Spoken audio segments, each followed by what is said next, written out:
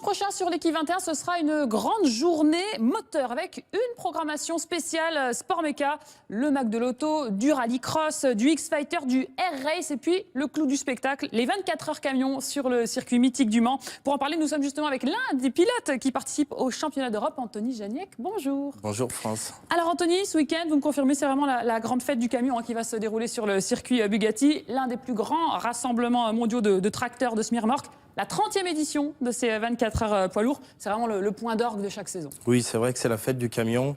Ça réunit le camion décoré, ce qu'on appelle le twinning, et puis les courses camions, dont le championnat d'Europe pour lequel je cours. Le truck race, on appelle ça le championnat camion. C'est vrai qu'en France, ça sonne pas très bien, mais en truck race, ça sonne déjà mieux. On va rappeler brièvement votre parcours. Vous êtes pilote depuis vos 16 ans, c'est ça? Oui, j'ai fait différentes formules de promotion, Formule 3, Formule Renault, dans les belles époques, avec un petit peu moins de budget que mes copains qui s'appelaient à l'époque Grosjean, Vettel et Kobayashi, Buemi, c'était ma génération. Ah, vous les avez côtoyés, vous avez été jusqu'au titre de vice-champion d'Europe de Formule 3 et depuis 2007, vous avez changé radicalement de catégorie. Comment est-ce qu'on passe de la voiture au camion?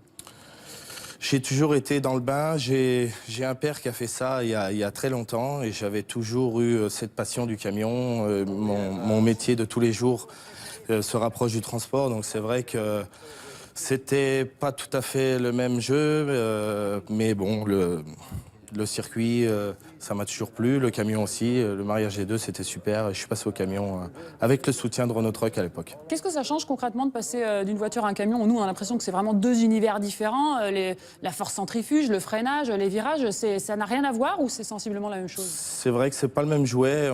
On a beaucoup à faire avec le poids. On a un poids obligatoire de 5,5 tonnes et c'est vraiment ce qui fait la différence par rapport à une petite monoplace de 500 kg.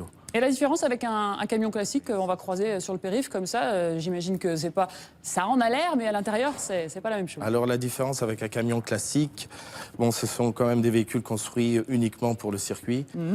Donc, mais on a quand même des pièces similaires qui se rapprochent au camion de tous les jours. Oui, la cabine, tout ce qui est la cabine, la boîte de vitesse, voilà, l'aspect extérieur. Un règlement qui nous y oblige d'ailleurs. Alors il y a un règlement surtout, c'est un paramètre très important dans la réglementation, c'est la limitation de vitesse. En course, comme en essai, interdit de dépasser les 160 km/h. Nous sommes limités à 160 km/h, contrôlés par un système GPS pour des raisons tout simples de sécurité. De sécurité, mais aussi pour des raisons compétitives, c'est-à-dire que tout le monde part avec le même équipement et c'est que le pilote finalement qui va être jugé, c'est moins la machine. On a quand même une différence machine, ça c'est sûr, mais le 160 est vraiment là pour une raison de sécurité.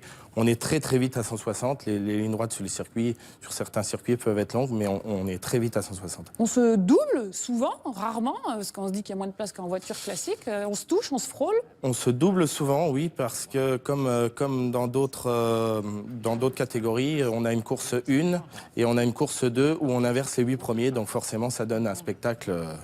Il vous est déjà arrivé quelques mésaventures, parce qu'on imagine qu'un carambolage en camion, ça reste... Il m'est arrivé quelques petites mésaventures, mais rien de grave. Rien de grave. Pas de ravitaillement, on ne compare pas avec la Formule 1, là, on ne s'arrête pas en camion. Non, pas de ravitaillement, parce qu'on a des véhicules qui chauffent, on ne peut pas s'arrêter. On fait des courses sprint d'environ 25 à 30 minutes maximum. Alors expliquez-nous tout sur ce championnat d'Europe des camions. C'est régi par la FIA, comme en Formule 1. Le championnat se déroule de mai à octobre. Là, on arrive sur la fin. Et donc, 9 Grands Prix à peu près, c'est ça? Cette année, il y avait 9 Grands Prix dans toute l'Europe, oui. On dispute quoi, un Grand Prix toutes les 3 semaines, en gros? En gros, toutes les 3 semaines, oui. Et le reste du temps, qu'est-ce qu'on fait? On s'entraîne comment? Où? Mais je suis à la porte des professionnels. C'est vrai que j'ai encore un métier à côté. J'ai une petite société de travaux publics où j'ai environ 5 salariés.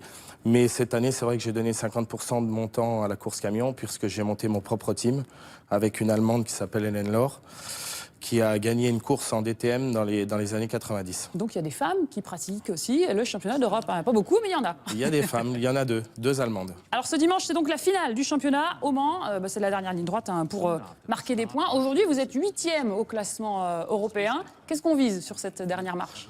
On vise de garder la 8e place et puis pourquoi pas offrir un podium à nos spectateurs français et puis dans le meilleur des cas faire sonner la Marseillaise, quoi. Et on a envie de briller à domicile. Comment ça fonctionne? Ça marche sur un week-end? C'est 2 jours vraiment de compétition acharnée? Il y a des essais libres? C'est 2 jours de compétition bien distincts.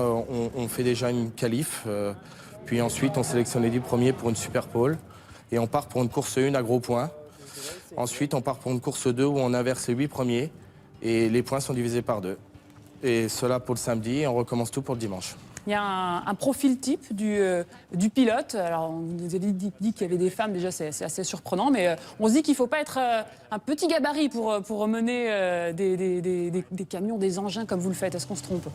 Non, il y a tout gabarit. Même une femme peut y arriver, il n'y a pas de souci. Ce sont des véhicules de compétition très assistés au niveau de la conduite, pas assistés sur l'électronique, mais sur la conduite. Donc, c'est vrai que c'est assez facile à conduire, mais les week-ends sont très longs et très fatigants. On rappelle donc que ce week-end, ce dimanche, surtout sur l'équipe 21, on va avoir une petite bande-annonce d'ailleurs pour vous donner envie. C'est la grande fête du sport automobile. Une journée avec une programmation spéciale, le Mac de l'Auto, le Rallycross, le X-Fighter, du Air Race, le clou du spectacle, bien sûr, les 24 heures camions sur le circuit mythique du Mans. On va se régaler vraiment toute cette journée spéciale ce dimanche consacrée au sport automobile. Ça se passe sur l'équipe 21. Avant de terminer cet entretien, j'aimerais bien vous poser la question sur la question qu'on se pose tous. Évidemment, c'est Jules Bianchi, le pilote, l'état de forme. Vous faites partie d'une compétition qui s'en rapproche, vous faites partie de la FIA. Quel est votre regard sur ce qui arrive aujourd'hui à l'un de vos coéquipiers, quelque part? Ce qui est arrivé, c'est vrai que c'est dramatique. On m'a donné l'info hier en revenant de mon Grand Prix. C'est vrai que pour l'instant, on suit les images. On espère que tout va bien se passer et que bien sûr nos pensées vont tout de suite à la famille. On s'imagine tout de suite nous-mêmes au volant que ça peut nous arriver, et c'est vrai que... Ça vous refroidit pas un peu en sachant que vous aussi vous y êtes confrontés quasiment tous les week-ends? Si, ça refroidit parce que c'est un accident, c'est un accident, et c'est problématique, c'est qu'à chaque départ, on a quand même un risque. C'est du sport automobile, c'est vrai. La réglementation FIA sur la Formule 1, vous la connaissez? Est-ce que vous avez des informations à nous donner sur ce qui aurait pu être fait, ne pas être fait? Je ne veux pas donner mon avis sur ce qui s'est passé, parce que je n'ai même pas pu regarder le Grand Prix. J'étais moi-même au volant, mais c'est vrai qu'aujourd'hui, les circuits et les véhicules sont plutôt sûrs. Et les accidents de ce genre sont de moins en moins fréquents, mais le risque est toujours là. Merci beaucoup, Anthony Genec, d'avoir été avec nous. Merci. On vous regardera évidemment ce dimanche pour les 24 heures camions. Fin de cette édition, on reste évidemment au plus près de Jules Bianchi pour reconnaître son état de forme. En attendant, on se retrouve à 13h30 pour l'actualité hippique. À tout à l'heure.